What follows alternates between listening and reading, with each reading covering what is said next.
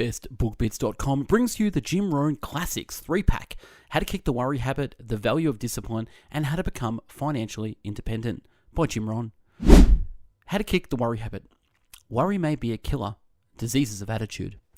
Worry might be the number one killer, and if not the number one physical killer, although doctors tell us worriers die sooner than non-worriers, we have all heard the expression, worry yourself to death.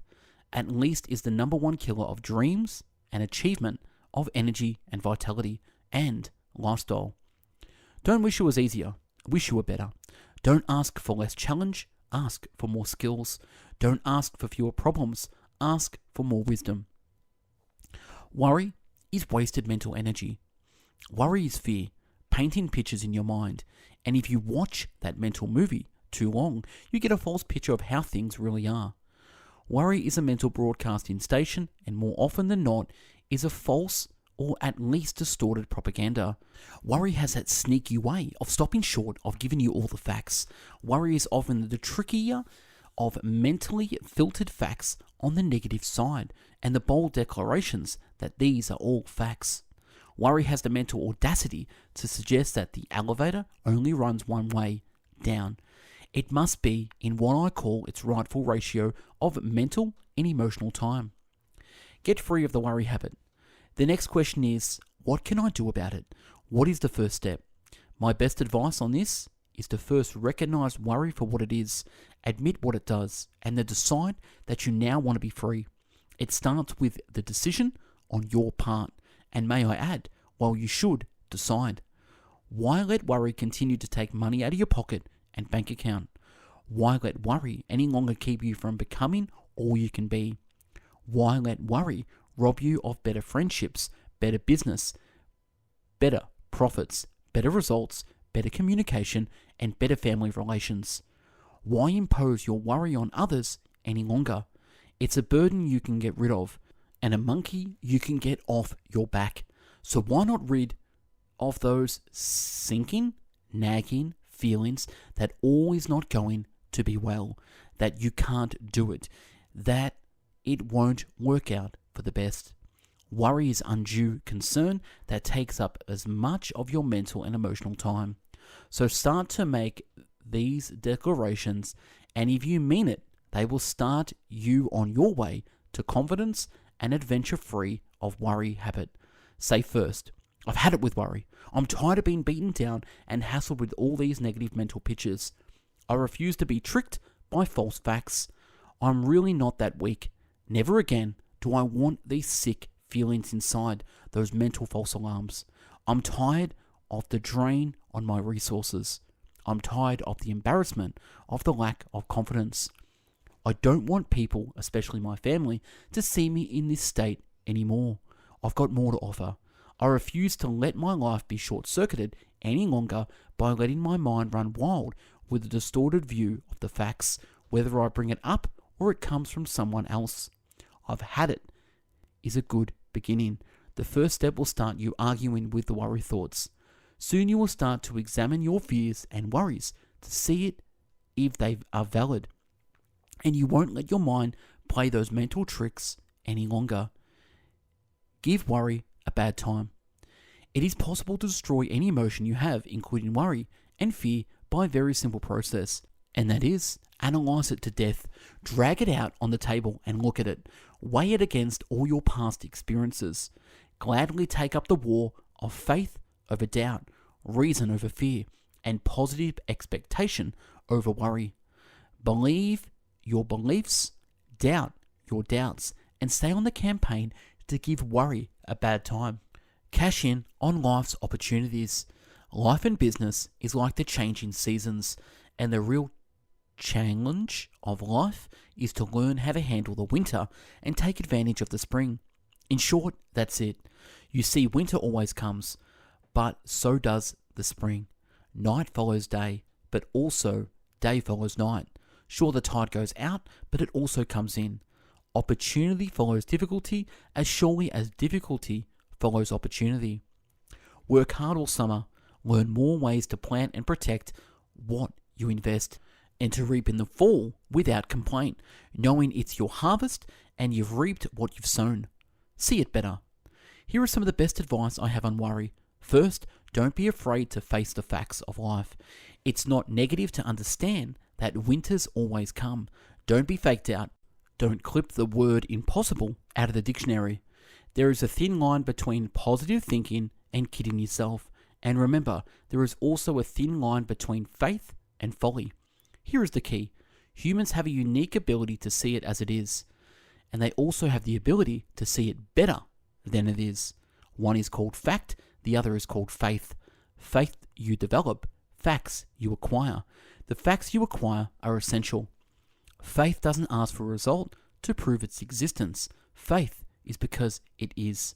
And remember, people die for faith, and some people give up everything they own for their life for faith. Here is a good prayer. Help me see it as it is, and help me see it better than it is, and then inspire me to act. Work harder on yourself. Facts and faith in action. What a combination for personal progress. And action puts fear to flight.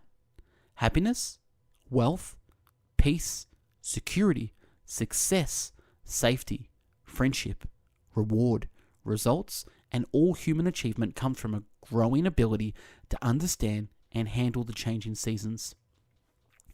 Learn to work harder on yourself than anything else. The key to all success in economics or mental health is self-development.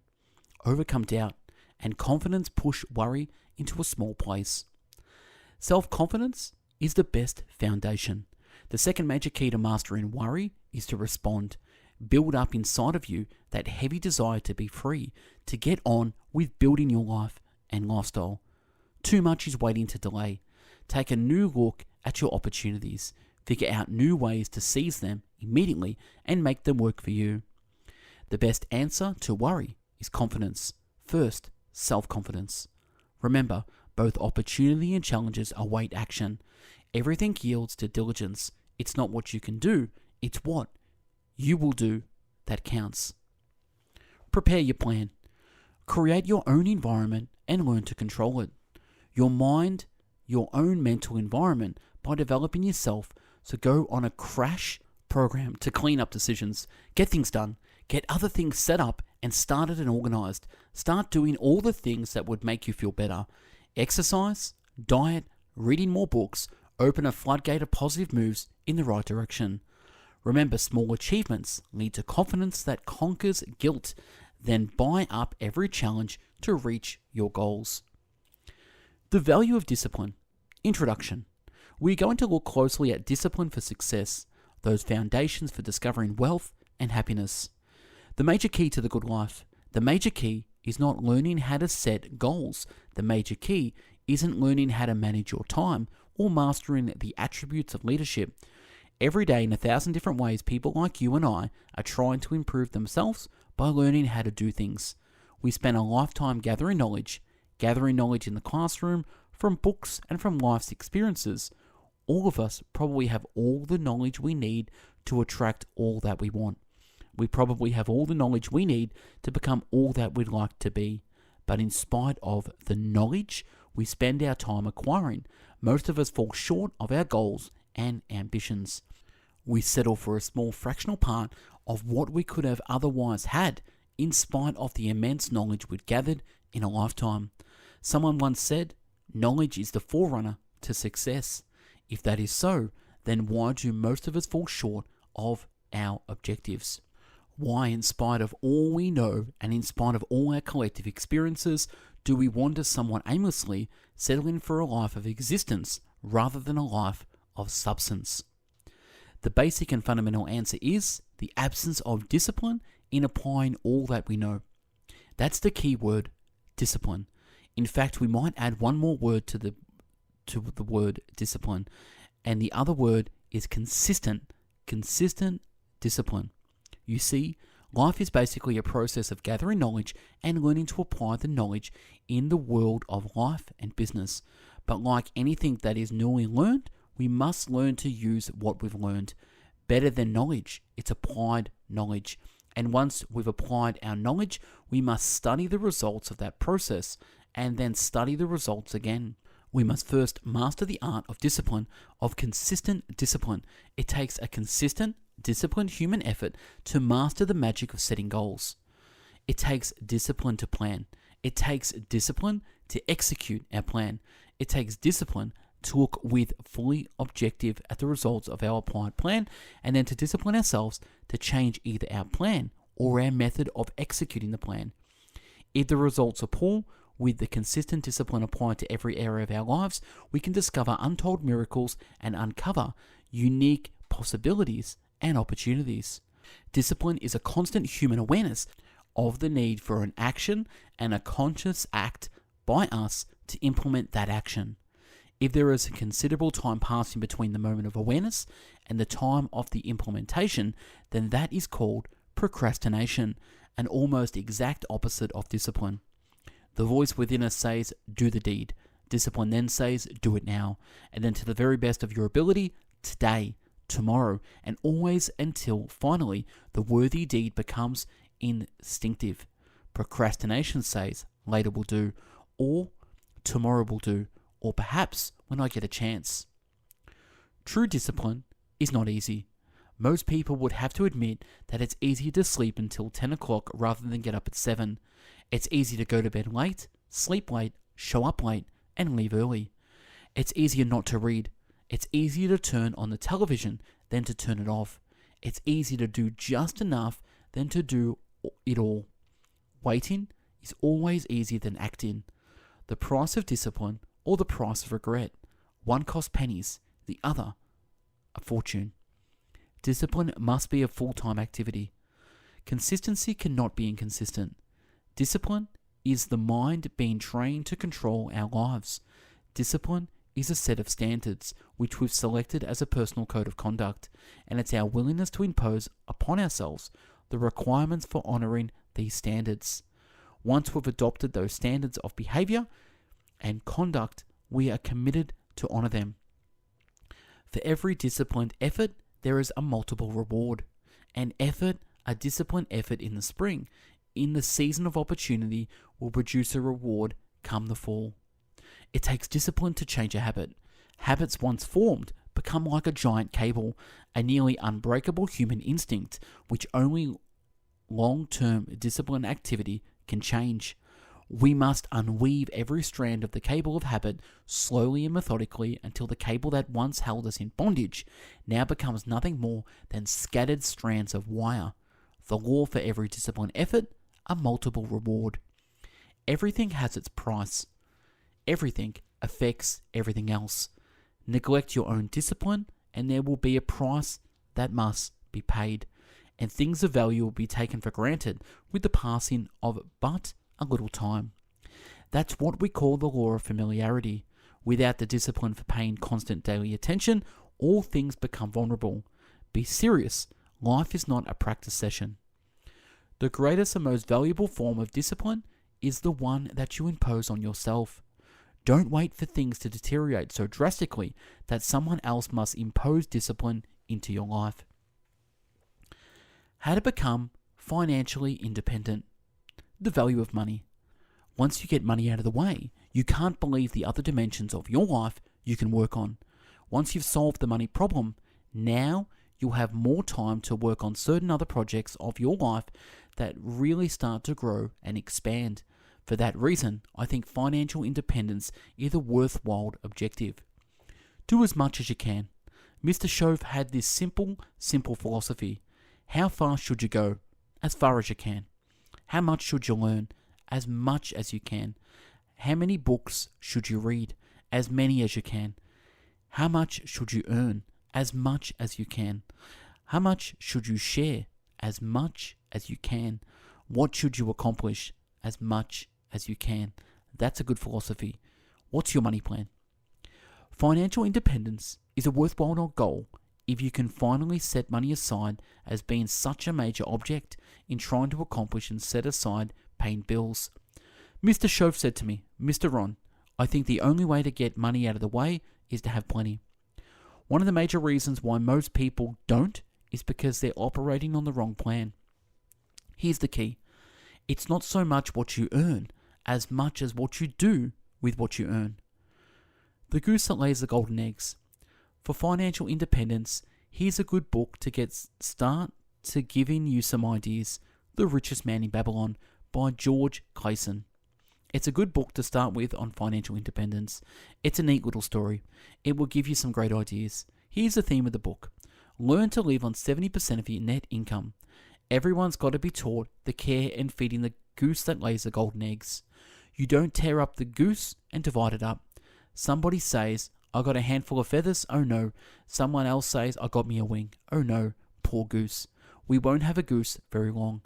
You must care and feed the goose that lays the golden eggs. Mr. Shove taught me to be a happy taxpayer. That was a whole new thing for me. Be a happy taxpayer, not a reluctant taxpayer. You've got to care and feed the goose. Learn to be a capitalist. Learn to be enterprising. Profits are better than wages. Everyone should turn part of their income, even if it's from wages, into capital, and become a capitalist. The healthier the country becomes, it's going to be a result of more and more people becoming capitalist. Be a capitalist. Make sure you've turned part of your income into capital. Teach kids how to earn money, not just how to get a job. Teach them how to be enterprising. Teach them how to sell. One of the best ways to learn about life is to just get out and sell something. 10, 10, 10, 70. 10 cents is to give. Charity. I really should have put that first, right after Caesar. Jesus said, pay Caesar first, then pay God. Charity. Some churches teach 10%, and that's good. Give it to the church and let them distribute it, or distribute it yourself. But make sure you put back part of what you take out. There is a Bible phrase that says, the borrower is servant to the lender. Invest your money. Teach kids how to be happy taxpayers. We have 30% set aside. Learn to live on 70%. Caesar first, then God. 10 cents for increase of capital, and then 10 cents to invest. Live on 70. Once you get doing extremely well, you can even start living on less and less and less, because the amount is more and more and more. Your financial statement. Putting together a financial statement on yourself. A financial statement is simply a piece of paper divided in half. On one side is all the list of your assets, the value of your assets. On the other side of the paper is all that you owe, called liabilities.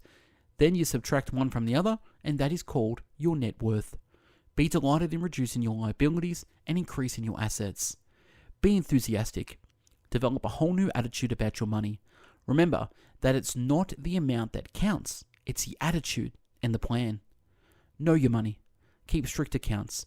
You've just got to know where it's going, what's happening to get a handle on it. It's part of how you become financially independent. If your outgo exceeds your income and your upkeep becomes your downfall, it's not growing your bank account. It's growing your awareness that you're in charge. You've got a plan. You're on track.